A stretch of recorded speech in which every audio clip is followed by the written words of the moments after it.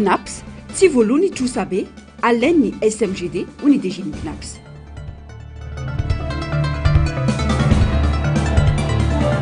Mamira Vatomanga Atsimorisy natao famotorana hitoram-pitso ny fiainona azy.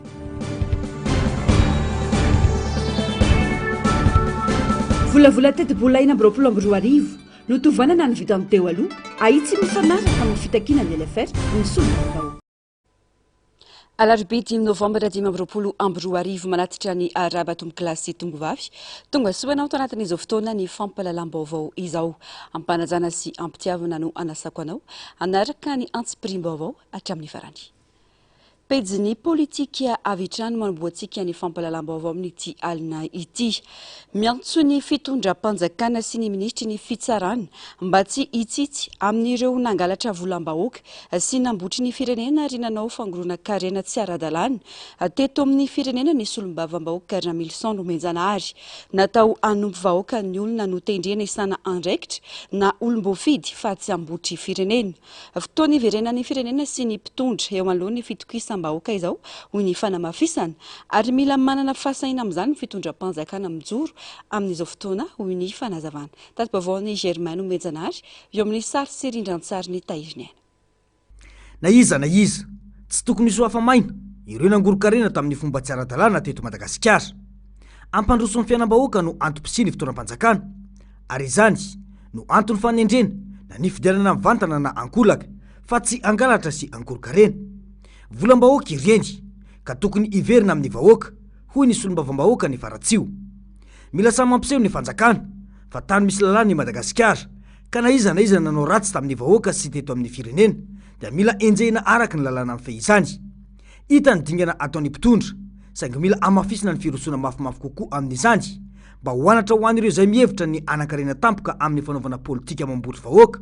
toy ny fanao teo aloha ho hatrany ny solombavam-bahoaka Ramilson Nomenjanahary. Misy olombelona napetraka tao anatin'izany rafitra zany rena zany anisany anankiray ny sorona be dehibe ny gouvernement efa nandray fanapahan-kevitra hoe nalefa ny gouvernora na mandeha koa manaraka ao anatin'izany zay rehetra olombotendry zay tena hita hoe tena tsy nanao ny asany tao anatin'izany na mety hoe nampiasain'ny mpitondra tamin'izany iarovana ny tombontso manokana zany rehetra zany dia tsy midika hoe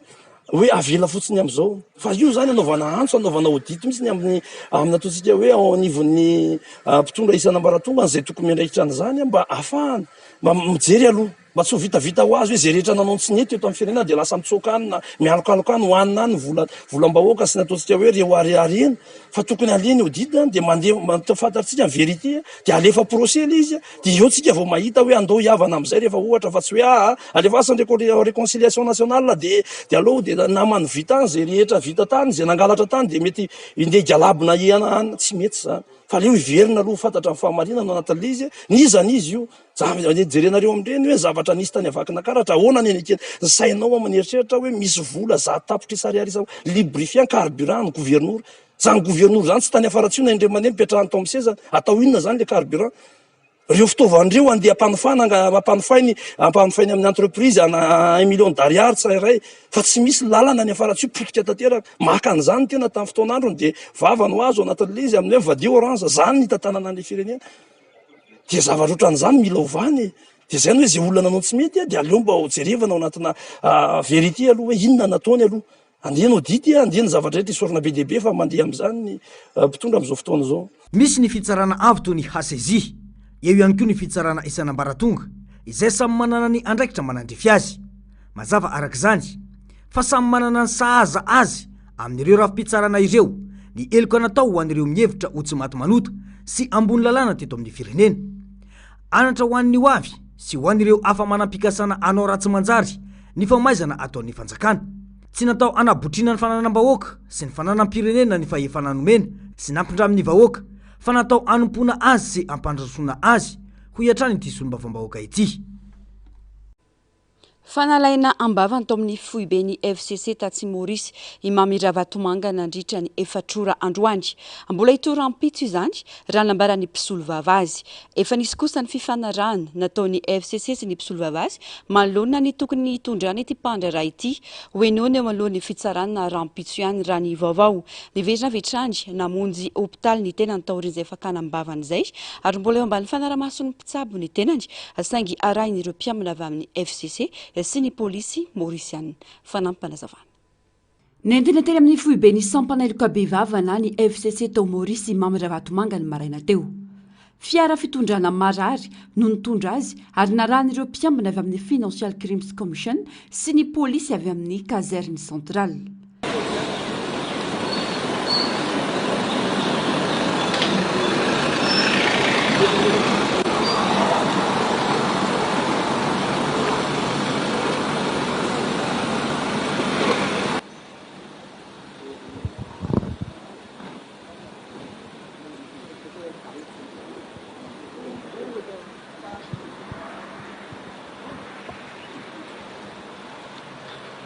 Voilà comment vous êtes capable de trouver sur les images Imamy Ravatomanga peut faire seule entrée dans les locaux de la FCC sous escorte de enquêteur, sous escorte de la police. Même vous êtes capable de trouver l'équipe médicale, infirmier, médecin qui est présent ici dans les locaux de la FCC. Adiny efatra mahery teo eo no nanaovana famotorana ny Imamy Ravatomanga araka ny mafisiny ny mpisolo vavany Siddhartha Alward. Iray amin'ireo mpisolo vavany ity mpandrara malagasy voatazona ao Maurice ity. Niverina vetrany namonjy ny hopitaly moa ny tenany taoriany hifakanam-bavany azy ary mbola eo ambany fanaramasony mpitsabo saingy arahana mpiambina avy amin'ny FCC.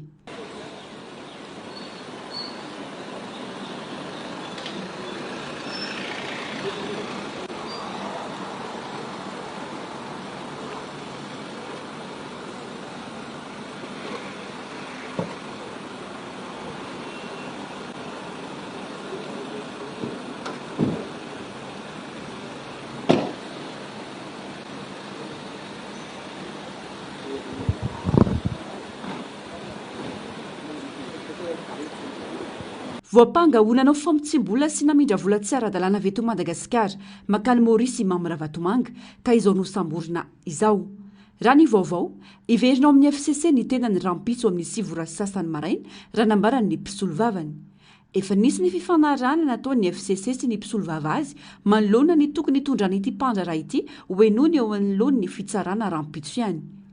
Soupçon de blanchiment d'argent et soupçon de trafic d'influence ireo no nanaovana fanadiadiana sy nakanam-bavany azy androany so hoan'ny rampitso izay idiran'ireo mpanao fanadiadiana lalindalina kokoa.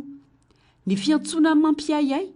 tsy ara-dalàna nataon'ny fiaramanidina nitondra ny Imamy Ravatomanga sy ny praiministra malagasy teo aloha tany Maurice no nahazoan'ny fanjakana Mauriciana nitazona sy ny sambotra ity pandrara malagasy ity. Iray vona lalatsaka taorian'izay fahatongavan'ny Imamy Ravatomanga tao Maurice izay nitondra fanazavana tany Maurice ny avy amin'ny Sodiat Aviation. Mikasika ny sidina nataony ity pandrara ity tamin'ny alalan'ny fiaramedina 5R HMR ny 12 oktobra lasa teo. Voalaza tao anatin'ny taratasy fanazavana fa teo ampiandrasana ny fahazondalana isidina avy amin'ny Sia Maurice no nisy olona nitampiadiana nanantona ny fiaramanidina nitondra ny Imamy Ravatomanga sy ny praiministra teo aloha Saint-Christian sy ny mpandeha hafa teny amin'ny tarmac. Nanoloan'izany tsy maintsy nanapa-kevitra ny nanainga ny mpianamory na mbolina tsy nahazo fahazondalana azy ho fitandroana sy ho fiarovana ireo mpandenetiny raha ny fanazavana. Noho tsy mbola nahazona clearance kosa dia voatery ny andro nandidina ny nosy Maurice izy ireo ary ny fampiresaka hatrany amin'ny FMPATC raha ny fanazavana antaratasy nivoaka tamin'ny tambazotra antserasera androany. Farafahakeliny olona folo tompona andraikitra ambony teo anivon'ny asa-panjakana no nisorina tamin'ny toerany raha nitatitry ny filan-kevitry ny ministra androany. Foana ihany koa ny fanendreny ireo talipatry ny fanabeazam-pirenena rehetra amin'ny faritra 13 araka ity tatitry ny filan-kevitry ny ministra ity. Maro ireo tale jeneraly teo anivon'ny ministera amin'ny fitantanam-bola no nahato tamin'ny asany. Nisy ihany koa ny fanendrena tompona andraikitra amin'ny ministera sasany fanampanazavana. tompon'andraikitra ambony maro no nesorina raha nitatitry ny filakevitry ny minisitra Androany anisan'ny voakasika amin'izany ireo manan'andraikitra ambony ao anivon'ny ministera ny fanajariana ny tany sy ny ministera ny toe-karena sy ny fitantanam-bola isan'izany ny sekretera jeneraly ny tale jeneraly ny fadiserana ny tale jeneraly ny etra ny tale jeneraly ny tahirim-bolam-panjakana ny tale ny vondrona momba ny fandrindrana ny tetika asa fanairana indray ny toe-karena sy ny hetsika ara-tsosialy ny tale jeneraly ao anivon'ny vondrom-pirenena ho tantsoroka ao amin'ny trano fonenana sy ny toeram-ponenana na ny analogue ary ny tale ny fitondran-drara sy ny fitantanam-bola voatendro tale jeneraly pirenena miady amin'ny osika na ny ANAF na agence nationale antifraude araky ny tatitry ny filakevitry ministra Androany alarobia 10 novambra 2024 ny kolonely Andriana Soavina Charles tale ny serasera ao anivon'ny primature Irakotosan Ranaivo Frédéric Rajerso Adrien tale ny fitondran-drara sy ny fitantanam-bola ao anivon'ny primature voatendro sekretera jeneraly ny fiadidina ny fanavaozana ny repoblika Ibatar Otman ary voatendro sekretera jeneraly ny ministera ny fitsarana Irandrasana Sandro Ange foana ihany koa ny fanendrena ireo taleparitry ny fanabeazam-pirenena rehetra amin'ny faritra 13 araky ny tatitry ny filakevitry ny ministra Androany ireo olom-boatendry na ato amin'ny asan'ireo moa dia isan'ireo voakasika ny tsy fahafahana mivoaka ny Madagasikara ato anatin'ny 3 volana.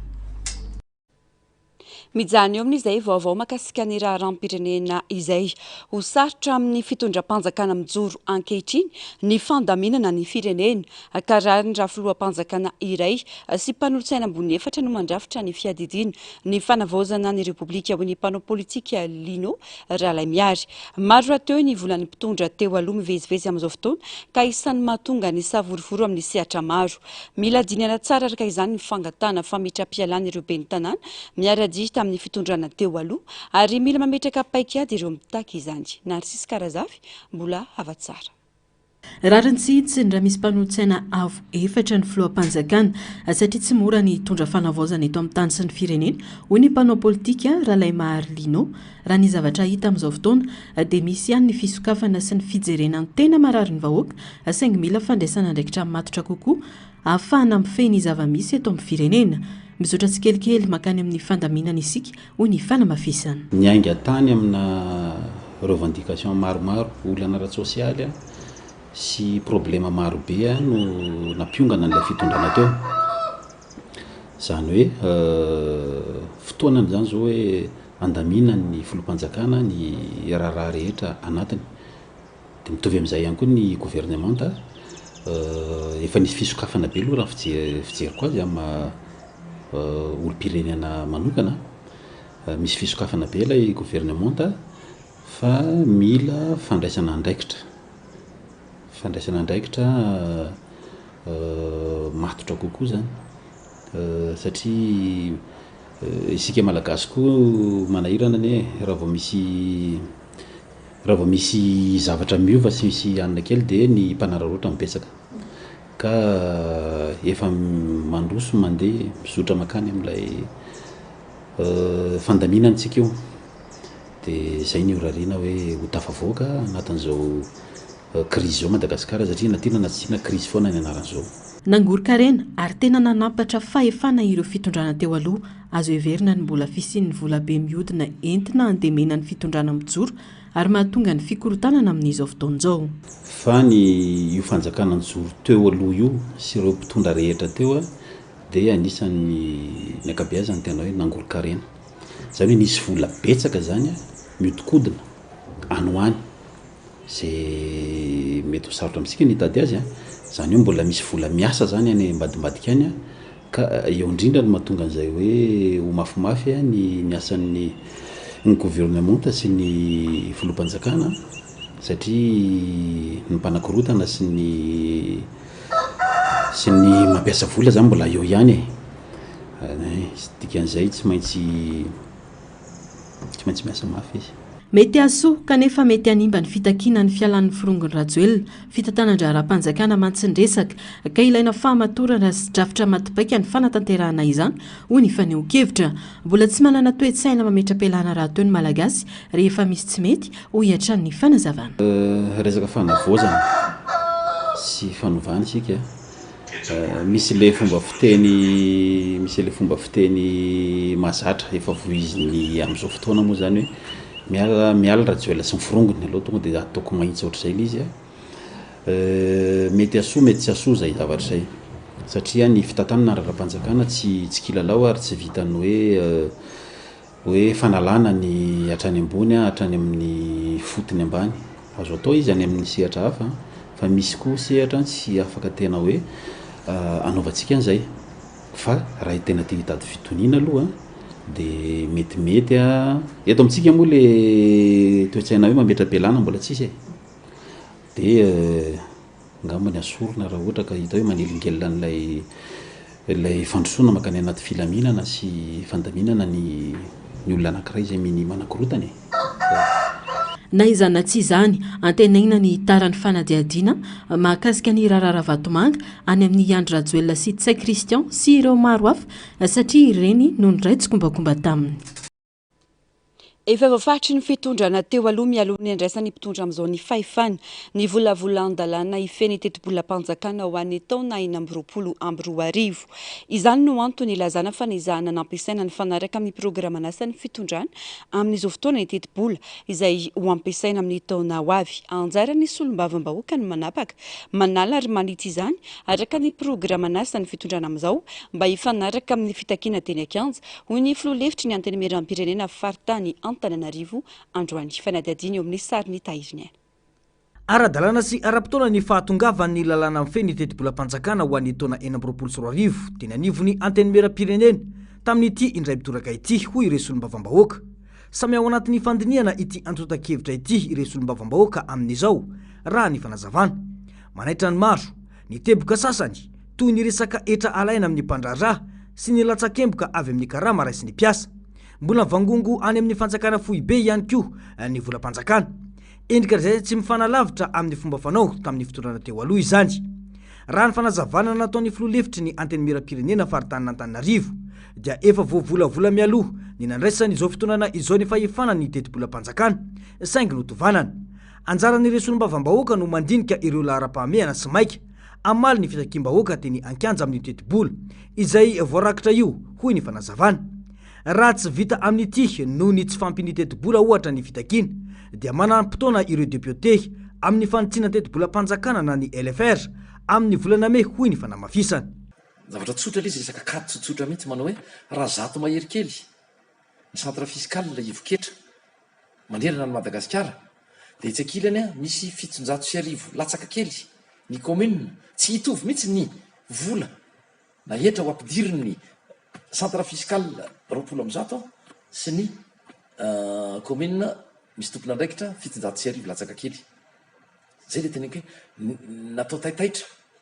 na asa misy kady tsy tao ambadika atao tsy fantatra hoe inona zany no nataon'ny fitondrana teo aloha. Aza hoe izany zavatra zay zany mila ho ahitsy zay. Izan'izay ho resahanay hitondranay fanovana ho fanampiana ny vahoaka fanampiana ny mpitondra fanjakana ahafahana mampidi-bola fanampiana ny commune rehetra misy eto Madagasikara satria araka ny tokony natao taitaitra fotsiny ilay zavatra tsy voadinika tsy voahevitra le izy fa dia nentina amin'ny akafanampo fotsiny tsy zay ny fitantanana ny volam-panjakana sy ny volam-bahoaka. Zany rehetra zany zany ao anatin'ny zavatra nisy ny tokony kitihana daholo ka hitondrana fanovana eo mahakasika ny resaka irsa voaresaka zany ny resaka etra alaina amin'ny volamiditra amin'ny karama maro be izy ao fa araky ny teniko teo tsy maintsy manaja ary manaraka ny lalàna mba hisy ny fifandanjana ka izy tsy tsotsotra araky ny eritreretantsika azy fa manao antso misokatra izahay misokatra ny tenivon'ny solombavam-bahoaka ny tenivon'ny antenimiram-pirenena na ho an'ny mpandraharaha na ho an'ny mpiasa-panjakana ho an'ireo izay manao fitakiana ahafahantsika mifanampy ahafahantsika mifampiresaka ny amin'le hoe inona le fitakiana ahoana ny fomba mety ho tanteraka ve ty anatin'ity teti-bola LFI lasitra ho an'ny taona 2024 ity sa tsy maintsy hiandry kosa ny any amin'ny lalàna mifeny teti-bola sy mpanitsina na LFR 2024. Na maro anisa zany solombavam-bahoaka miara-dalana amin'ny fitondrana amin'izao fotoana dia tsy akatahaka ny fomba fiasan'ny solombavam-bahoaka maro anisa teo aloha hoy ny faneho-kevitra ahitsy izay sy mety ary amboarina izay tsy mifanaraka amin'ny filam-bahoaka hoy ny fanamafisana. Ka izay indrindra ny tenenina hoe be dia be ny zavatra takian'ny vahoaka amin'izao fotoana izao mahakasika indrindra ny resaka hoe isiny fangararana isiny ataontsika hoe mba ho fantatra ny vahoaka zany ataontsika hoe volam-bahoaka ho tantanana izany fa hatramin'izay nge misy be deaibe tsy fantatry fa de manaiky fotsiny na ataontsika hoe na solombavam-boaka ary de maro anisa manangatana na de rehefa vitsy anisy ianao de tsy maintsy manaraka fotsiny fa am'izao zany hitatsika ny rahantsika mahita hoe tena mba ho tsapany vahoaka malagasy zany hoe misy fanavozana eto anivon'ny tany sy ny firenena satria raha mijerytsika ny amin'ny zavatra ataontsika hoe sosialim-bahoaka nge am'izao sahirana ny vahoaka de tokony vadika ao am'izay fa tsy hoany amina resaka fotodrafitrasa ohatra mbola nangana zavatra tsy fa reny manohy an'ireny zavatra eny fa hoe aleo aloha hijery any amin'ny zavatra hetaheta-mbahoaka reto ataontsika hoe nanivon'ny fanabeazana any amin'ny fahasalamana ny indrindra any amin'ny resaka mahazo ny tontolo ataontsika hoe ambany vohatra makasika amin'ny fambolena sy fifompiana zay taloha zany hoe tena kely de kely zany budget amin'ny ministera zany de nono ao anatin'izao zany satria zay moa anatin'ny hoe solombavam-bahoaka marindrano am'izao fitondrana zao manohana zany ao anatin'izany de mijery hoe tena mba hijery tena mba hanao contrôle ny asan'ny mpanatanteraka fa tsy anaradrany fotsiny na de hoe manohana ary ny zao fitondrana hoe mijoro zay tarihan'ny président Mikael zao satria zay no asan'ny solombavam-bahoaka de mba hipetraka zay rafitra zay hoe raha ny zava-misy miroso amin'ny asam-bomera ny anteny miram-pirenena amin'izao fotoana izao andrasana ny fivoaram-baovao mahakasika ity volavolana teto-bola ho an'ny taona 2024 ity. Lafumbavao afatanteraka kosa indray nampiakapeo manolona ny tsy fahitana mazava ny vola mitentina 5 tapitrisa dollara vola ny filankevi-pirenen'ny Lavanila na CNV ireo mpisehatra amin'ny lalam-pirenena Lavanila mitaky ny sina fanadihadiana ary ny fampiarana ny sazy ho an'ireo izay nanodikodiny vola ireo mpisehatra etsy andaniny tokony ny fotony anaovana ny fankakevitra amin'ny fanatsarana ity sy ampiarina ity hoy ihany ny faneho-kevitra teo amin'ny fandraisam-peon'ny Germaino Menjanary sary sy rindran-tsary ny Tairiniana. Tsy mitsahatra nitranga tany amin'ny faritra Sava, Sambava, Antala, Voemara, Andapa ny fitokonana sy ny etsika nataon'ireo tantsasy ny mpandrarà misehatra amin'ny Lavanila nandritra ny fitondrana teo aloha. Manome mihoatra ny 20% amin'ny Lavanila ny malagasy ny faritra Sava ka ny fiovana rehetra eo amin'ny tsena dia misy fiantraikany mivantana amin'ny fiainan'ny olona anarivony any an-toerana. Nisy ny fitokonana sy ny fihetsiketsehana tany Sambava, Antala ary Andapa izay nitakin'ireo tantsaha ny fanafoanana ny vidiny farany ambany, ny fahafana varotra ankalalana ary ny fampianana ny fifehezana tafahoatra amin'ny varotra saingy tsy noho ny fanjakana teo aloha izany noho ny fangejan'olombitsy akaiky ny fitondrana ny tombotsoa amin'izany. Misy mitady verina amin'ny fomba fanao teo aloha ireo olombitsy kanefa fanovana no tanjona nanamafy noho izany ireo mpisehatra fa tokony any fotony no ianona ny etaetan'izy ireo. Any fotony no heinona ny mpamboly, heinona ny tantsaha, heinona ny mpanangom-bokatra ary heinona ihany koa ny exportateur. Fa eto zay de mahita kisarisary tsy mety aminay satria aty Antananarivo ny asiadinika ny resaka Lavanila na Lavanila tsisy aty any fotony any Sava no misy an'izany Lavanila zany. Mangataka aminao zay Andriamatoa Filoha, mangataka aminao zay Madame le ministre ny commerce mba ifampidinika zay farany malaky any aminay fotony tompoko izay na tonga anay nidina andalabe leo jadona tamin'io fitondrana teo aloha io. Ary eto dia marina fa misy mpandraharaha mitetika hanao zavatra somary hafahafa tsy mety aminay any amin'ny faritra ny kisarisary hitanay eto Antananarivo. Mbola voakanay eto io anaran'io olona io raha hanao mbola toizany io kisarisary maloto io. Mbola endrika niseho monopolisation ny zavatra hitanay miseho amin'izao. Leo jadona kolikoly ary fanaovana ny lalam-piariana Lavanila ho tombotsoan'olombitsy ireo mpisehatra. Hatrany amin'ny 5 tapitrisa dollara ny volan'ny CNV nandritra ny 3 taona nisiny no tsy hita hoe nakaiza raha ny fanazavana hatrany.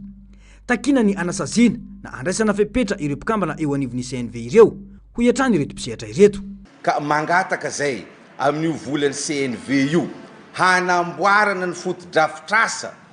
any aminay tahaka ny école, tahaka ny lalana, tahaka ny hôpitaly any no tadiavinay amin'io resaka volan'ny CNV io fa tsy alefa misoavan'io na ho alefa any amin'ny sekreny sanatria ny vava tsy hoe manavakavaka fa zahay any amin'ny Sava tompoko dia marary ary leo kolikoly amin'io volan'ny CNV io takinay tsy misy fepetra ireo zay voasarignitra ao anatin'io ampiarana ny lalàna. Andriamatoa Vepany, Mamango Norbert Dijak, Monsieur Benoît ao amin'ny Henri Fraise Antala. Aiza nataonareo vola io mila verina vahoaka io vola io fa volam-bahoaka tompoko tsy azo lanilanina tsy azo atao tsinitsinina tsy hita ohatran'ireny takinay tsy misy fepetra ny agnamoagnany mangaraharany makasika ny volany CNV io 35 millions de dollars. Mijaly ny tantsaha sahirana ny mpamokatra kanefa misy vola be tsy toko-tsoforoana ahazahoana manampy amin'ny lafiny maro ny faritra sy toerana misy ireto tantsaha-mpamokatra ho iatrany ireto mpisehatra ireto ary isan'izany ny lalana izay isany mampikaikaika ny maro raha eo ihany koa ny sehatry ny fanabeazana. Ankoatra izay dia takina ny anokafana ny fanondranana ho an'ny rehetra ho ihany ireto mpamokatra ireto. Ivadika lafim-baovao hafa isika mahazo manao fitakina ireo olom-pirenena mitaky ny fialany ambeny tanàna asangy tsy azo leferina kosa ny fikasana hiditra anatin'ny faritry ny lapan'ny tanàna ny syndika autonome ireo mpiasa eo anivon'ny komina Antananarivo renivohitra androany. Miantso ny tokony hamerenana ny fananan'ny komina ihany koa ny syndika atao ireo kianja maromaro izay nalan'ny fanjakana fohy be ny fitantana azy ireo. No mafisiny fa tsy vao izao izy ireo no nanao fitakina ary efa niakatra teo anatrehan'ny fitsaran'izany saingy tsy nahita mbokany. Narcisse Karazafy mbola avatsara no mitatitra amintsika ny antsim-prim-baovao. Tsy manakana ny fitakina ataon'ireo olom-pirenena saingy mitaky ny analjana ny faritry ny lapan'ny tanàna ireo mpiasa mivondrona ao anatin'ny syndicat autonome eo anivon'ny komina Antananarivo renivohitra. Voniny izy ireo hiaro ny faritry ny lapa fa kosa miantso ny manam-pahefana hiaro ny manodidina ny lapa. Miantony dia izao azonareo atao ny maneho hevitra malalaka ho anareo zay maneho hevitra ny eo amin'ny parvis tsisy polisy municipal manakany eo fa anjarany any amin'ny fanjakana fohibe ny manao an'izay eo raha ohatra ka misy fa tsy ekenay kosa ary lavinay tanteraka ny fidirana ao anatin'ny atao hoe biraon'ny commune urbaine Antananarivo. Eritreretinay fa anisan'ny atao hoe mpandroba ny olona zay manao ankeriny hiditra ao amin'ny biraon'ny commune urbaine Antananarivo ka tsy manana antonasa hidiranao izy. Zavaina tsara zany, mila olona manana antonasa ara-dalàna, tsy mila olona miorakoraka miditra any amin'ny biraom-panjakana, tsy mila olona mitondra banderole miditra any amin'ny biraom-panjakana fa midira ampahendrena dia raisinay mpiasa ianareo. Mazava tsara angamba izay tenina izay. Faharoa, eto izay dia mamerina ho an'ny fanjakana tompona andraikitra. Anjaran'ny komina miaro ny ato an-tranony fa miantso anareo tompona andraikitra izay mba hiaro ny eny ivelany. Ankoatra izay mitaky ny famerenana amin'ny komuna ireo fananana tokony ho an'Antananarivo renivohitra ny syndika eo ohatra ny kianjan'ny Bare izay tokony averina ho kianjan'ny Mamasina, ny kianjana Tsonjombe ary ny kianjana Andohalo. Ireo toerana rehetra ireo izay samy notantanin'ny komuna teo aloha saingy nobodony ny fitondrana teo aloha fa indrindra ny famerenana amin'ny komuna ny fitantanana ny société municipale de gestion digitale na ny SMGD. Fangatana ho an'ny fanjakana fohibe ihany koa. Averena amin'ny komina tompoko ny fananan'ny komina. Averena aloha ny anaran'ilay kianjan'ny Mamasina fa tsy ilainay izany kianjan'ny Baria zany. Dia averena aty aminay ny fitantanana anazy. Avao aty aminay ny appel d'offre na amezana azy an'ilay société izay mitantana azy. Fa ny tenako raha ao Mamasina dia mandody 2,000 ny parking nefa anay ny kianja. Averena aminay ny kianjana Andohalo. Averena aminay ny kianjana Tsonjombe. Malala tsara ianareo mpanao gazety fa amin'ny komina ireny taloha ary misy olona maromaro voalokarama avy amin'ny alalan'ireny. Eto izay dia manohana amin'ny madame le maire mba hanampy anay amin'ny fitakina ireny amin'izao mbola eto izao izy.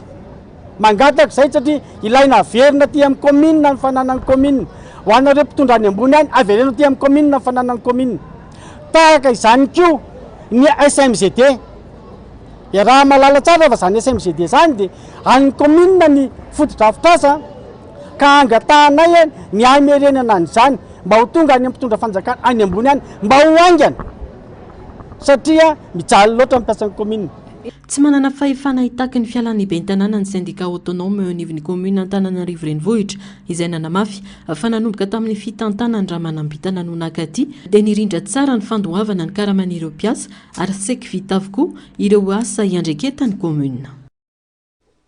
Nivoaka tamin'ny fangina nitondra fanazavana androany rehefa tsy nainona feo nandritra ny fotoana lava ny CNAPS. No mafisiny tale jeneraly ny titahira ret sosialy ity ny fisin'ny fampindramam-bola tamin'ny orinasa ny komina CMGD nandritra ny fitantana Nainandriatsitoena sy ny komina Antananarivo renivohitra. Manana vola mipetraka ny CNAPS ary nampindramina izany ho amina orinasa lehibe maro mba hazona mampitombo izany. Tsy misy fetraka eny amin'ny fisondrondronoana ireo azokiolona sy ny sosialy ny ireo mpikambana nefa izany ny fanazavana.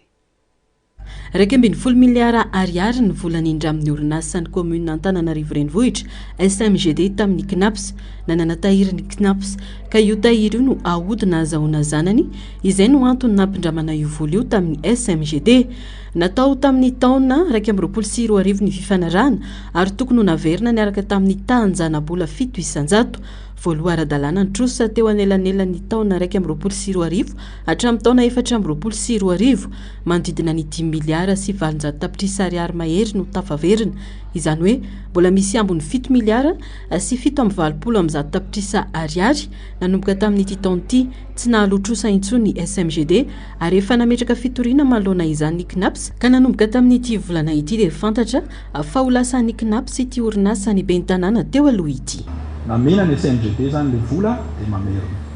Ny zavatra misy eto ampelantanako eto le izy reny maitsomaitso reny nanomboka nandoa vola amin'izay zany zareo isam-bolana ny SMGD io hatramin'ny avril 2024. Averiko namerim-bola araka le plan zany le 60 mois na SMGD hatramin'ny 8 avril 2024 zay nitotona farany tao. Eto dia zay koa anisan'ny tsara ionatsika teneniko anareo ny mandeha ataon'ny CNAPS satria zay no andrasan'ny olona hoe ahoana ny iverenan'ny vola. Nanomboka tamin'ny volana teo dia efa misy matsy natsona hoe nantissement, zany hoe raha sanatry zany tsy mandoa ny SMGD dia manana taratasy ara-dalàna CNAPS amin'izao hoe lasan'ny CNAPS 100% ny SMGD. Mamerina tsikelikely ireo volana ampiasaina ireo orinasa lehibe amin'izao fotoana raha ny fanazavana. Isan'ireo orinasa nampiasan'ny CNAPS vola mantsy ny Hôtel 5 étoiles, ny Air Madagascar, ny Francophonie, ny Seimat sy ny maro hafa. No akariary tanteraka no tenenina anareo hoe mamerina tsikelikely izay atao amin'ny CNAPS ilay vola rehetra miparitaka. Fa eto tsy a Madagasikara rery ny atao amin'ny CNAPS. Hitanareo le sary teo isaka midina misy zavatra zay tao, misy investissement tao, misy placement tao zay ary za miteny aminareo fa be ny volan'ny CNAPS mbola miparitaka zay hoe ezahanay amin'izao fotoana zao miverina tsikelikely zany ohatra ny ataonay amin'izao amin'ny SMGD. Kiro zany miresaka amin'izay amin'izao fotoana zao hoe placement daholo ny resahako eto zany hoe le nanaovan'ny CNAPS placement. Eto kosa rehefa miteny aminareo fa tsy ny placement CNAPS rehetrarehetra kosa tsy nandeha tamin'ny lony fa misy ny tsy nandeha tamin'ny lony misy ny mandeha tsara izay miteraka zana-bola tsara. Ary amaranako alohan'ny andraisanao fitenenana amin'izao fotoana zao kely sisa dia mizanaka le vola miplace antsika rehetrarehetra reo dia efa mahenika ny dépense ny fonctionnement ny CNAPS. Ao zany hoe zay ny tanjonay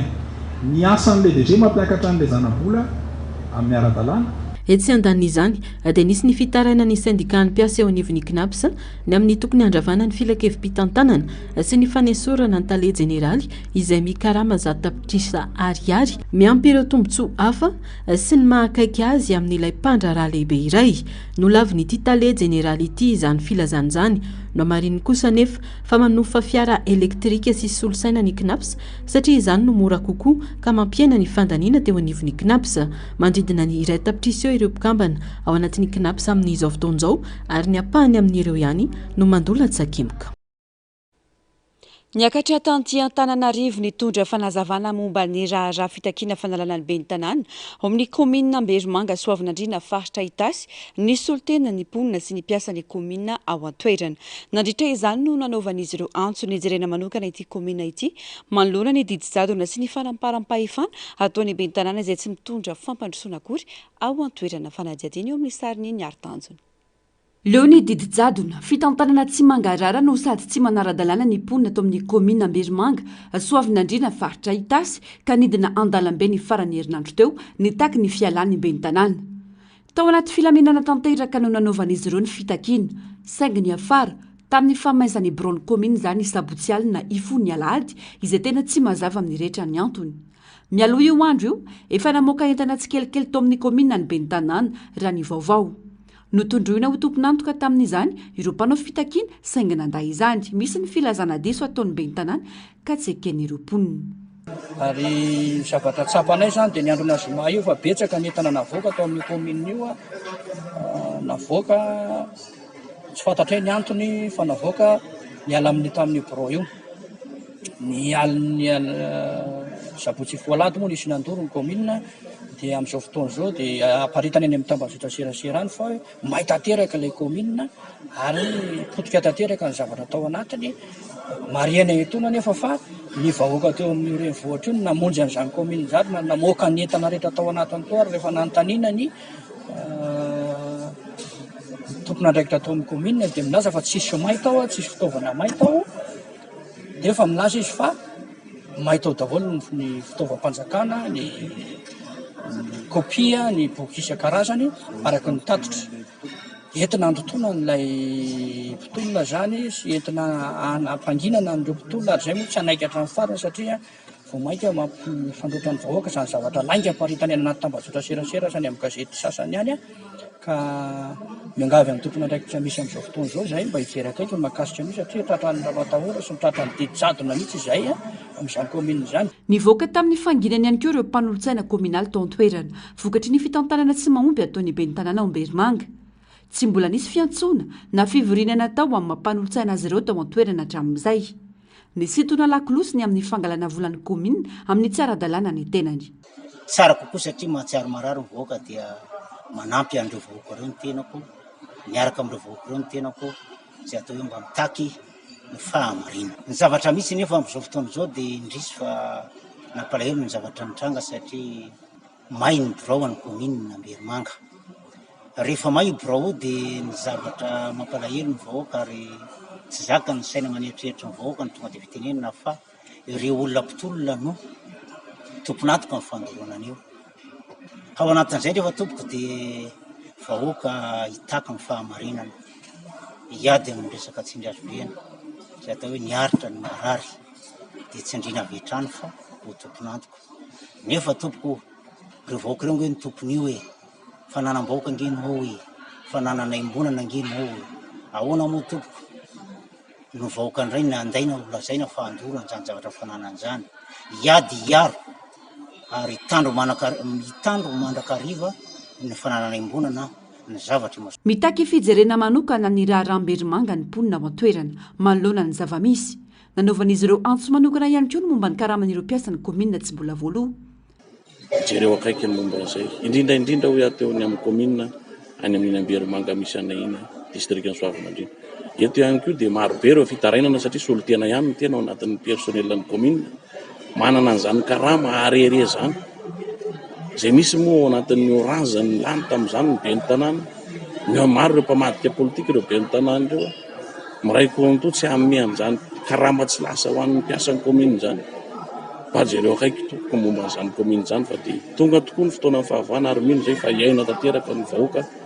ary tena faly mihitsy ny fo ary tena nanao amponga vorotsi mihitsy zay tamin'ny fotoana ny fandravany ny fitondrana izay nampikainkaina nampahantro vahoaka teo iny. Nidina tany an-toerana nandamina ny raharaha ny lehiben'ny distrika. Tsy nisy fankakevitra natao tamin'ireo mponina nefa raha ny fitarainana fa feon'ny ben'ny tanàna ihany no nenona. Trangizay ambaran'izy ireo fa fanamberam-bava tsotra izao. Nidina tany lehiben'ny distrika ny alahady hariva 2 novambra dia namory vahoaka teo amin'ny devahan'io commune io moa zareo a zay mariana aloha fa le commune dia nitafiny ihany ny simba fa na varavarana ndraindray tsy misy simba atao a ilan'ilay commune may rehefa nidina tany lehibe industrie dia tsy nisy mba fakana hevitra tamin'ireo vahoaka teo atoerana fa tonga dia didijatona hoe tsy afaka miteninareo fanjarany be ny tanàna no miresaka malahelo say tompoko satria raha tompona andraikitra voalohany amin'ny resaka asa-panjakana sy miresaka any amin'ny district dia tokony mba nanontany ny hevitra ny vahoaka izy hoe inona ny zava-nisy nitranga teto marina tafavoakanareo ve ny entana tafavoakanareo ve ny zavatra sarobidy tao amin'ny commune io fa tonga dia nampanginina tanteraka amin'ny vahoaka ary tsy nasiana nazo ny tenina iray ary nanomboka ny taona raika amin'ny roapolo amby roa arivo no efa nanao fitakina ny mponina tao an-toerana ny analany ity be ny tanàna ity saingy tsy ny haino raha ny fanazavan'izy ireo mifandraiky amin'izay vaovao izay idina andalambe hitaky ny fialany be ny tanàna amin'ny commune Andoharano fotsy sy Anosato andrefana ny Genelite ao anatin'ny distrika Anatsimondrano rampitso alakamisy zoma ho avy izao be loatra ho ireo tanora ny kolikoly ny gaborearaka ny tsindry azolena ataon'ireo be ny tanàna miaradia amin'ny fitondrana teo aloha fa najadina eo amin'ny sary ny mbola avatsara mangataka ny anaovana audit sy ny idinany inspection générale de l'État amin'ireo commune maro ao anatin'ny distrika Anatsimondrano ny Genelite ao an-toerana maro loatra ny kolikoly amin'ireo commune sasany toa Anosato andrefana Andoharano fotsy Soavina sy ny maro hafa idina andalambe ireo tanora rampitso eny Andoharano fotsy ary ny zoma eny Anosato andrefana ka tanjona ny amongotra hatramin'ny fakany ny fitondrana teo aloha sy ireo mpiaradia taminy dia ny hetsika izay atao ao Andoharano fotsy ny alakamisy fahenina ny volana novembre manomboka amin'ny 6 ora maraina efa nanao fampahafantarana zay raka ny fokotany omaly ary be dia be ny olona vonina hanaraka an'izay dia zay hoe hamongotra hatramin'ny fakany ireo tsy fahaiza mitatana izay misy eran'izay commune zay dia manaraka an'izay ihany koa mampafantatra ihany koa zay ho an'ny vahoaka Anosato andrefana fa ny azoma fa 7 ny volana novembre dia ho avy ihany koa ny génération élite miaraka amin'ny vahoaka ny Anosato andrefana hitarika an'izay hetsika zay hoe hitondra an'izay tena fanavaozana zay amin'ny fitantanan-draharaha tapitra hatreo zany ilay hoe kinamanamana namany fitondrana dia ninino natao hoe nagabiraraka iny natao hoe dia tsisy teny tsisy fanjakana hamongotra an'izay dia hanao antsoava amin'ny fanjakana mihitsy zany zahay hijery akaiky an'ireo commune ireo mba ho avy hanara-maso zany ny fitantanan-draharaha indrindra ny fitantanam-bola dia mangataka audit zahay zay zany angatana voalohany hangataka audit amin'ny fanjakana zay amin'ireo commune nolazainay ireo fa misy zavatra tsy milamina ao misy zavatra tsy mangarahara ao ohatra amin'izany reto zavatra hitantsika reto ny resaka tiketsena be dia be ny tiketsena mataonana tsisy resu indrindra ny commune Andoharano fotsy commune Anosato andrefana dia noho izay zavatra zay dia manaitra ny vahoaka zay amin'io alakamisy sy azoma io mba ho tonga saina amin'izay hiaraka hitaka ny fangarahana amin'ny fitantanam-bola ny commune izay mitany sanay teo manaitra ny vahoaka araka izany ireto tanora mba hiara entana satria maro loatra ny gaboraraka sy ny fitantanana tsy mety ataon'ny be ny tanàna amin'ireo commune ireo dikan'izay amin'ileo mangataka audit zay zahay ho tsirihana mihitsy ny fomba fitantanam-bola amin'ireo commune izay mitany sanay ireo indrindra amin'izany resaka misy zao manao tatitra misy mpiasa fictif eraka amin'izany commune zany olona zay tsy miaso amin'ny commune akory izy fa mandray vola araka ny hitantsika zao ohatra hoe ho an'ny commune Andoharano fotsy zao dia misy versement na pont public tsy miditra amin'ny vatana any amin'ny commune dia araka ny tenenina teo koa ny Andoharano fotsy ny resaka CFFA ihany koa dia ampahafantarana fokon'olona hoe misy zavatra tsy milamina fitantanan'ny commune ny CFFA satria ny CFFA dia joueur ny commune no mandoa ny karamany fa aiza ary ny vola na lafosana an'ireo joueur zay fantaritsika ireo zay amina milliard efa nilazaina hoe anaovana pavé moa zany ny rakolona aiza le pavé hatramin'izao dia manaraka an'izay moa zany araka ny teniko teo mangataka audit zahay dia ny tena ho ataonay zany hiaraka amin'ny vahoaka zay rapitso andeha tetiny tanàna Andoharano fotsy hampafantatra an'ireo zavatra ireo dia ny hafarany moa zany ty zavatra ty efa ela ireo vahoaka no tehiteny sy tehitrotra malona ny fitantanana tsy mety saingy tsy afa-manoatra no ny raha matahorana ataon'ireo mpiaradia atamin'ny fitondrana teo aloha mbola mitoy izany amin'ny fanaramana olona anankirotana ireo manao fitakina ampilaminana toy ny tranga teny Ambalavao Vaovao ny tranga mpiaramonina kosa indray atao ry ny fangatana tolotanana omaly namoniany Androany Nekena tovolahy iray voatifitra nanoloana ny tranony iray aman-dreny ny filoha teo aloha Andry Rajoelina tetsy Andranoro. Ankoatra izay mbola misy ireo manaraka fitsaboana ireo naratra teny antoerana raha ny fanazavana. Narcisse Karazafy mbola afa-tsara. Tovolahy iray 17 taona Nekena no nindao sy ny fahafatesana no nitifitra nahazo azy tamin'ny 15 septambra 2024 rehefa nandalo manodidina ny tranony ireny ny filoha teo aloha i Andry Rajoelina. Zanaka tokony andevina no alevina ho ny dadatoany nandritra ny famoahana ny razana tetỳ amin'ny morgue HIRA. Miantso ireo olon-tsotra mahalala tanana ny fianakaviana satria ny manam-pahefana tsy nisy ny raharaha sy tsy nisy na nisy maso an'ity tovolahy ity fony izy narary teny amin'ny hopitaly. Anisan'le tifitra teny Andrano tamin'ny 25 septambra dia zao moa angamba fantatrareo eto morgue zay nampiny avanay tsisy nanampy fa ny mpiaramonina ny namana no afaka nanampy anay fa ny ankoatr'izay dia mijery fotsiny nefa zahay tena nisangamba maro no fantatra fa zahay dia anisan'ny mpitolona hatramin'izay ka hatramin'izao dia misaotra an'izay nanome ary mitolona izay ataonay ataontsika dia mbola mitolona indrindra ny voaka malagasy sy ny mponina ao amin'ny fokontany Andrano dia mangataka izay amin'izay malala-tanana izay mbola vonona nampy efa misy numéro mipetraka any mandehandeha any dia mangataka aminareo tsy hangataka intsony izay amin'ny ankoatran'ny vahoaka tsotra fa mangataka fa satria zao efa fantatray hoe tsisy nanampy izay satria ny fara tamin'izao miady izay tamin'ny alalana Facebook tamin'ny zavatra rehetrarehetra dia tsisy ny fotoana tsy nanam-potoana avy ianareo mba nanampy anay koa izay nanampy anareo anefa na tonga nareo teo amin'ny toerana zavatra mampalahelo ny fanakaviana amin'izao dia ndao sy ny fahafatesana ny zanaka efa hitanareo amin'ny Facebook nga maray anareo no tratran'izany dia tsy fantatra hoe inona no ataonareo. Mbola misy 4 ireo olona naratra nandritra initifitra teny Ambobao iny ary angatahana amin'ireo olona tsara sitrapo ny fijerena azy ireo.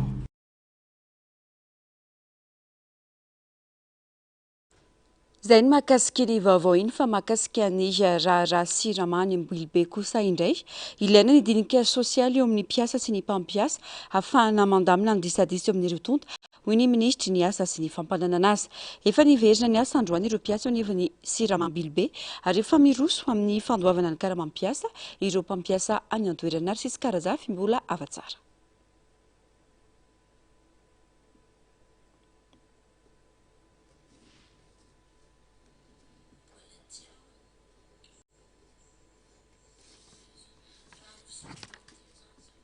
Waratsika miandalana eo ny mahakasika izay vaovao izay rehefa avonina ny sary fa mialoha izay olana mianjady amin'ny vahoaka malagasy aty amin'ny taona 2024 ny fisitrana rano fisotro madio tsy ny any amin'ny komina ambanivohitra ihany no misedra izany fa na ny eto amin'ny renivohitry ny firenena azy ho an'ny komina Anjevagara manokana dia natao laharam-pameana izany ka ny farany herinandro teo no nametrahana fitaovana momba izany atao amin'ny fokotany Amerikasina. Ny filoha Ravalomanana marika no niantoka ny lahandrehetra tamin'ny fanatanterahana izany raha nambarany ben'ny tanàna ka olona 200 no mahazo tombony amin'ny fametrahana izany lavadrano izany. Germain Mejanary Tairiny aina.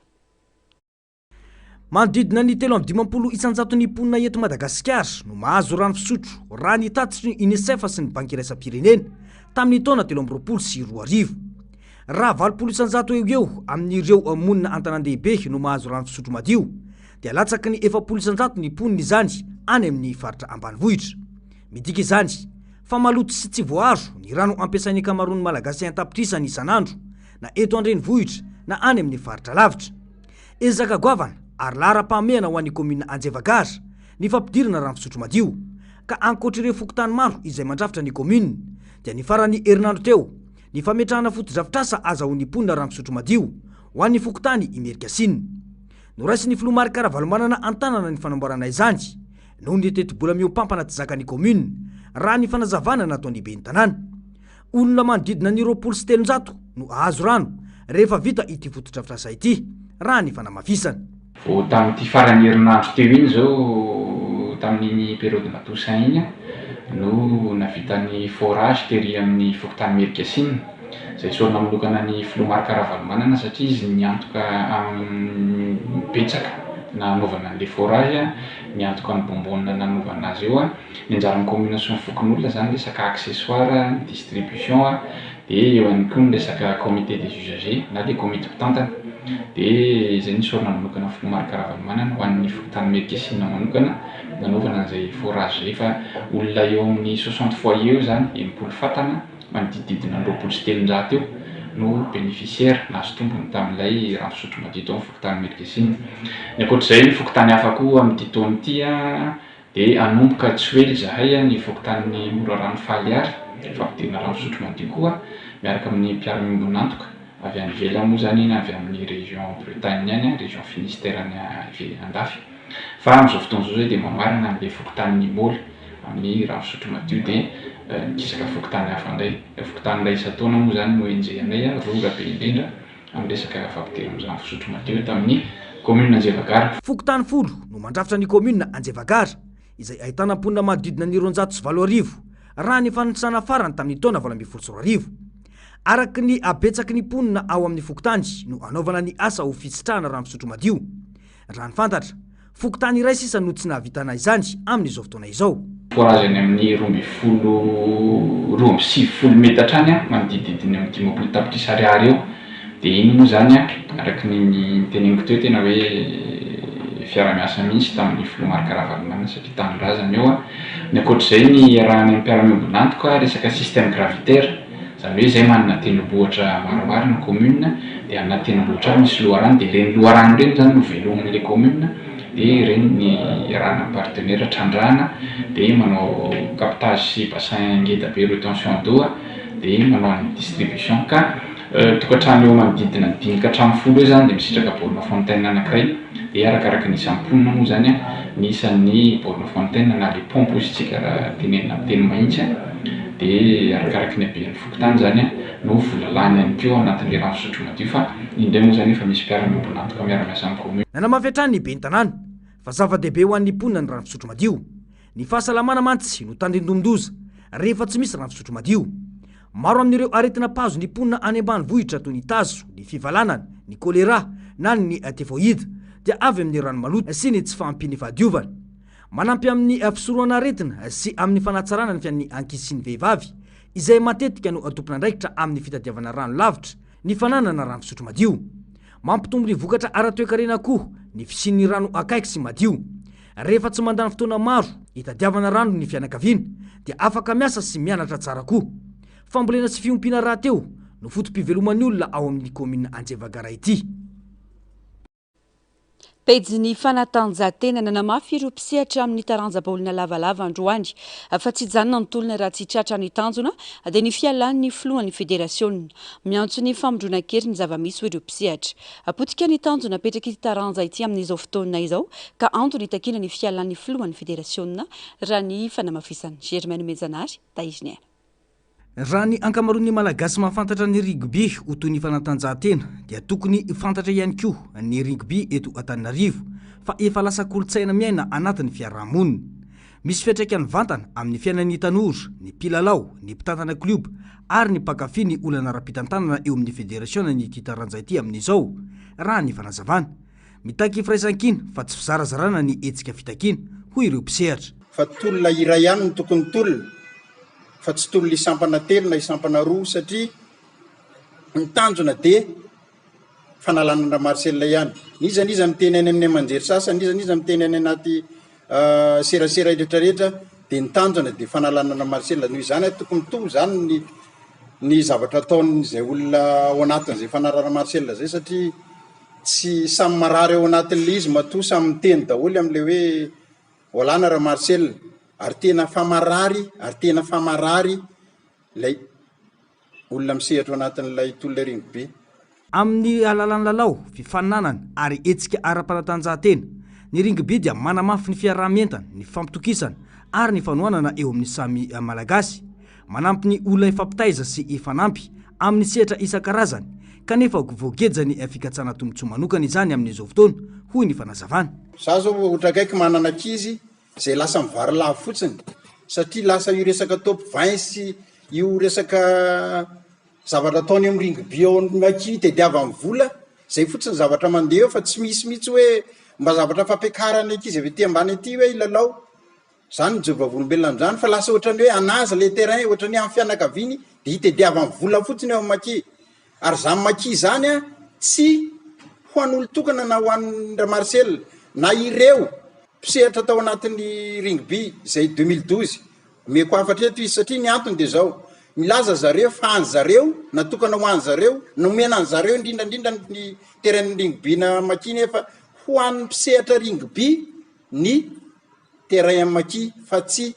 ho an'ny 2012 na ho an'ra Marcel irery any noho izany a tokony samy sehatra ao anatin'io fa tsy zay olona mahitahita zay zoera manana président matanjaka ihany sy fia olona tena hoe manambola ihany no manao baolina ao maki fa tokony ho an'ny rehetrarehetra satria natokana ho an'ny rehetrarehetra mikanja maki ary zany nampatonga any antolona tamin'ny fotoan'androny hoe hiadiny namorona an'io kianja maki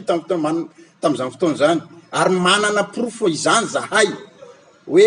iza namorona ny kianja maki iza nazahoana ny kianja maki zay zao mivavolombelona fa afaka porofonareo any am'izay tianareo porofona anazy zany misy olona azo antanina zany misy zavatra azo anaporofonana zany fa izahay no nazahoana ny kianja maki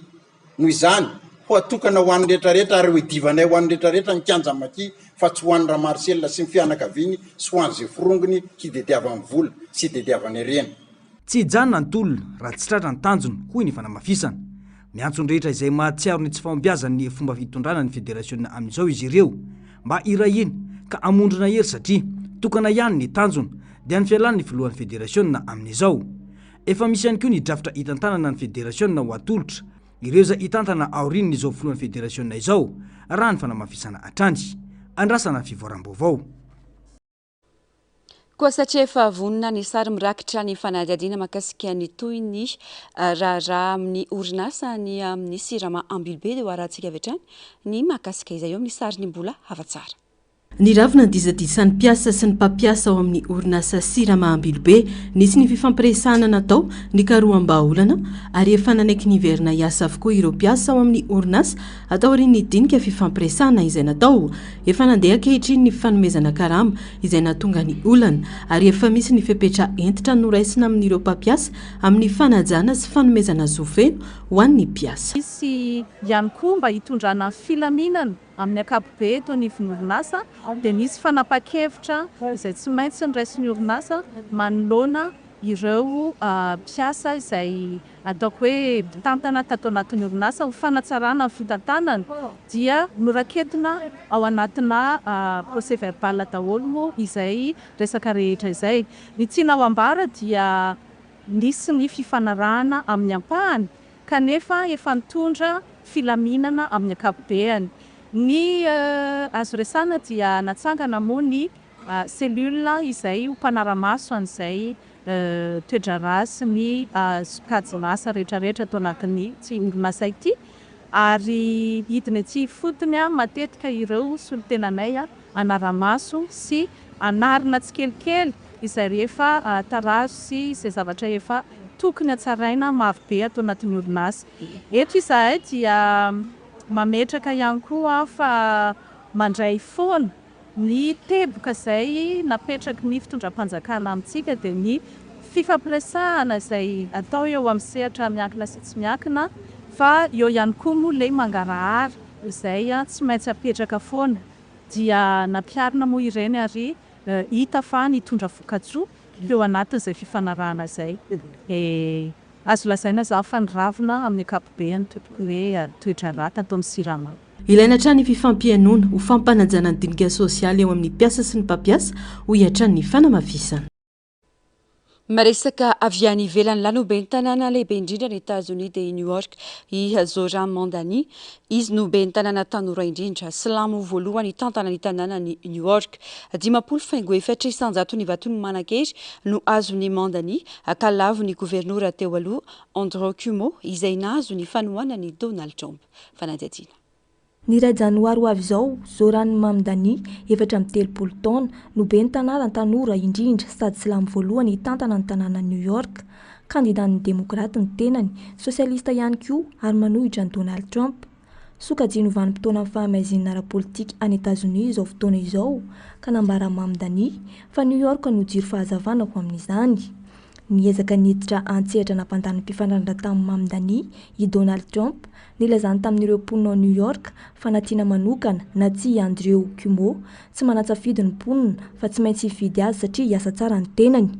Tsy mankasitraka ny politika israeliana sy ny politika amerikanina amin'ny resaka fifindramonina ny ben'ny tanàna Mamdani. Ireo tanora ny tena nifidy azy tamin'ity ary ny antefan'ny fampelezan-kevitra nataony. Efa tany amin'ny primaire demokraty nataony volana Jona lasa teo no nandresen'ny Mamdani ary dia voatazona foana izay nahalohany azy izay teo amin'ny sondage. Teraka tany Uganda, fianakaviana indiana ary mpikambana ao amin'ny hetsiky ny sosialista demokraty na ny DSA i Mamdani izay mitolona amin'ny fidangany vidin'ny mpiainana. Ambaran'ny Donald Trump fa sosialista moa ity kandida ity satria mitaky ny hanamorana sy hanafoanana ny hofatrano sy ny sarandalana ary ny fametrahana akanjaza mamaim-poana. Na dia eo aza ny fandresen'ny Mamdani ary na dia demokraty aza ny tenany dia tsy ny demokraty rehetra no resy lahatra aminy. Iny fifidianana be ny tanàna natao omaly iny ihany koa nahitana taham-pandraisana anjara ambony indrindra raha antarehy marika. Tamin'ny 9 manko dia miala sy fitoetsy sy iray tapitrisa ireo mpifidy no nahavita nandroja-bato. Ankoatr'izay sy volana nitondran'ny Donald Trump izay ny bata fandresena tamin'ny tanan-dehibe maro ny demokraty toy ny Virginia sy New Jersey. Ny antsony ampisara nampilaminana ny ady ao Soudan i Qatar ataoriny herisetra nataon'ny Force de Soutien Rapide na ny FSR tany El Fasher Darfour. Manohana izany antso izany ihany koa ny sekretera jeneral ny firenena mikambana Antonio Guterres araka ny tatitry ny ONU mbola ao anatin'ny ady nanomboka tamin'ny taona 2024 izay nahatonga krizy maolona lehibe indrindra maneran-tany Soudan amin'izao fotoana. Fanampanazavana. Ny talata lasa teo, nanao antsoavo famaranana ny ady izay nandravan'ny Soudan nandritra ny 2 taona mahery ny Emir any Qatar. Nasongadiny tamin'ny Bin Hamad Kaltani, nivokatry ny fifandirana taorian'ny herisetra nataon'ny Force de Soutien Rapide tany El Fasher ao Darfour. Habibina Matsiravina no niseho tao amin'ny tanànan'ny El Fasher ao amin'ny faritry Darfour any Soudan ka melohana fa tsy azo hodiny sy hita hoy ny Emir. Tokony tsy angina manoloana ny zava-misy ny fianakaviam-be iraisam-pirenena ho hiatrany ny Emira satria manao itohina ny fiarovana, ny fiandrianam-pirenena sy ny maharadalana ny firenena iray ny fanafiana. Tondra amin'ny ady an-trano sy ny Habibina Matsiravina ny tsy firarahina ny zava-misy. Tohanan'ny sekretera jeneralin'ny firenena mikambana Antonio Guterres moa ny antson'ny Emira ho fampitsarana tanteraka ny ady ao Soudan. Araka ny tatra amin'ny firenena mikambana, voasaringotra tao anatin'ny ady nanomboka tamin'ny taona 2024 i Soudan, nampifanditra ny tafika sy ny FSR izany ka nahatonga ny zava-misy any an-toerana ho iray aminareo kriziny maha-olombelona lehibe indrindra maneran-tany. Dragona manidina fa tsy tony amin'ny angano na ireny filma ireny akory. Ny hafanganam-pandehan'ny tany izay tsy tsapantsika olombelona, izany hoe tena mihetsika mafy ity tany tsahantsika ity. Ny famafana sy ny famerenana ny fahatsarovana ao anaty atidohan'ny voalavo araka ny fikarohana vitan'ny sekoly politeknika iray ireo notranga hafakely entiny saranjaratina amintsika amin'ity androany ity harawary. Dragona manidina amin'ny endriny tena izy ity hitantsika amin'ny sary ity raha toa ka angano sy film amin'ny sary no nafantarantsika n'izany atao hoe dragona manidina izany hatramin'izay. Antsoina hoe dragon volant na ihany koa hoe dragon volant ity biby ity izay hita ny Azia Atsimo Atsinanana. Manodidina ny eo amin'ny 20 ka hatramin'ny 15 cm ny halavany.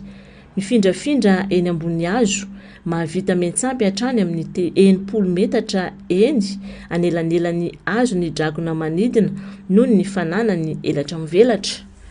Moka sy bibikely madinika no sakafony ary any amin'ny alamandony tropikal, any Philippines, Malaisie, Indonésie ary any Thaïlande no matetika ahitana azy. Mamoaka loko marevaka toy ny maitso, volontany, manga na volomparasy ny dragona manidina ka manitona sy mahavariana rehefa miantsampy amin'ny hazo iray mankany amin'ny hazo iray hafa. na izany aza dia atahorana ho lany tamingana ireo dragona tena izy ireo noho ny fandripahana ala sy fanitarana tanàna aingana izay manimba ny fonenany voajanahary.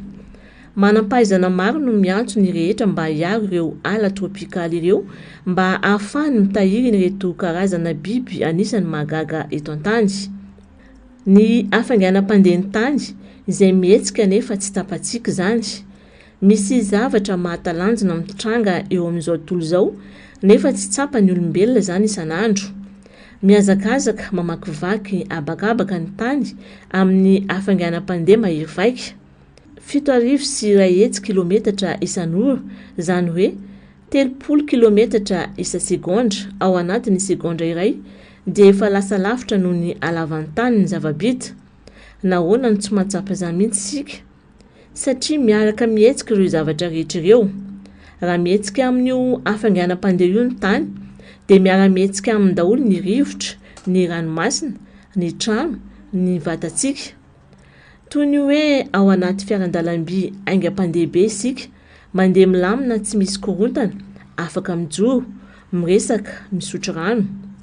Tsy tsikaritra mihitsy ny fihetsika amin'izany. Fantary koa fa mitety ny lalan-kintana na ny Milky Way, ny masoandro amin'ny hafainganam-pandeha 7,4 kilometatra isan'ora. Entiny miaraka isika sy ny rafitra masoandro manontolo mivezivezy ao amin'ny abakabaka goavana. Inona zany mety ho dikan'izany? Toy ny mpandeha ao anaty sambon-danitra goavam-be, tsy hita maso, tsy misy fehikibo, fiarovana mitety galaksi mangina sy milamina isika. Mangina ny lanitra, milamina ny tany, fa mitranga hatrany ny diany kosmika. Miaina eto an-tany isika ka mety tsy mahatsapa akory fa manidina tsy ankianto amin'ny hafainganam-pandeha tsy mampino. Vitany neuroscientifique antsoina hoe Johannes Groff avy eo amin'ny sekoly polyteknika iray ao Lausanne ny mamafa avy eo mamerina ny fahatsiarovana ao anatin'ny atidohan'ny voalavo. Asa fikaroana natao ary navoaka tao anatin'ny révision nature génétique ity natao ity. Araka ny fanazavana, singa antsoina hoe epigénétique ao anatin'ny neurone ao anaty atidoha no nahafahany mpikaroka namafa sy namerina ny fahatsiarovana tamin'ny voalavo. Manampy amin'ny fitehirizana fahatsiarovana ao anatin'ny atidoha io ADN io hoy ny mpikaroka. Ny fikitihana io ADN io antsoina hoe modification épigénétique no ahafahana mikirakira ny fahatsiarovana ao anatin'ny atidoha. Dia ireny tranga hafakely ireny entintsika manakatona ny fampalalam-baovao tamin'ity alarobia ity. Mankasitraka anao tompo kilasy tongovavy nanaraka ny vaovao ahatra amin'ny farany ary mamy fotoananao rampitso amin'ny ora mahazatra indray. Mandrapitafary tompo kilasy tongovavy.